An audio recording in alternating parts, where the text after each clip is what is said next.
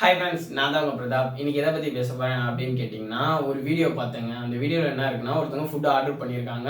அந்த பையன் food delivery பண்ணுறதுக்காக வந்திருக்கான். இது எங்கன்னா ட்ரெயினில் இருந்தே அவங்க ஃபுட் ஆர்டர் பண்ணியிருக்காங்க. அதை கொடுக்குறதுக்காக அந்த பையன் கீழே விழுந்து ஓடி போய் அந்த ட்ரெயினில் போய் கொடுத்துருக்கான். ஃபுட்டு ஆர்டர் பண்ண இடத்துல இருந்து தாங்க வாங்கியிருக்காங்க. எங்கேயுமே நகரல. ஏங்க உங்களுக்கு மனசாட்சின்னு ஒன்று கிடையாதா? ட்ரெயின் மூவ் ஆகுதுன்னு உங்களுக்கு ஆல்ரெடி தெரியும். கொஞ்சம் அந்த கதவு கிட்ட இருந்து போய் அந்த ஃபுட்டு வாங்கியிருந்தீங்கன்னா அந்த பையனுக்கு இப்படி ஆயிருக்காது. இதே அந்த பையனுக்கு ஏதாச்சும் ஆயிருந்தா என்ன பண்ணியிருப்பீங்க? நீங்க என்ன ஜஸ்ட் ஒரு இடத்துல இருந்து ஃபுட் ஆர்டர் பண்றீங்க, அவன் வந்து ஃபுட்டு கொடுக்கணும். ஏன்னா அவன் ஃபுட் டெலிவரி பர்சன், நீங்க ஃபுட் ஆர்டர் பர்சன். ஒரு கெத்து இருக்குல்ல. ஸோ அதனால நம்ம எங்கிட்டுமே நகரக்கூடாது. நம்ம ஃபுட் ஆர்டர் பண்ண இடத்துல இருந்தே அதை வந்து கொடுக்கணும். அந்த மாதிரி ஒரு தாட்ஸ்லலாம் இருக்கீங்களே, உங்களுக்கு என்னங்க தெரியும்? ஈஸியாக நீங்கள் ஃபுட்டு ஆர்டர் பண்ணிடுறீங்க. அங்கே ஃபுட் டெலிவரி பண்ணுற பையனுக்கு மட்டும்தான் தெரியும் அந்த வழி என்னன்னு.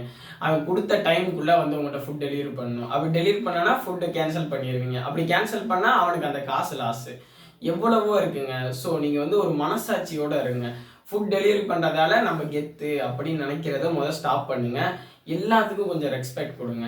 ஏன்னா ஃபுட் டெலிவரி பண்ணுற பையனுக்கு மட்டும் தான் தெரியும் அந்த வழி என்னன்னு. ஈஸியாக நீங்கள் இந்த மாதிரி மற்றவங்கள ஹர்ட் பண்ணுறீங்க. கொஞ்சம் மற்றவங்கள மதிங்க. அதுக்குன்னு தலையில் தூக்கி வச்சுக்கலாம் அட சொல்லுங்க. கொஞ்சம் இறங்கி வாங்க. நாங்களும் கொஞ்சம் மனுஷனுங்க தான். எங்களுக்கு அதே வழி தான் இருக்கும். ஸோ அடுத்த தடவை ஃபுட்டு ஆர்டர் பண்ணும்போது கொஞ்சம் அவங்களுக்கு மரியாதை தாங்க. நெக்ஸ்ட் வீடியோவில் சந்திப்போம். டாடா.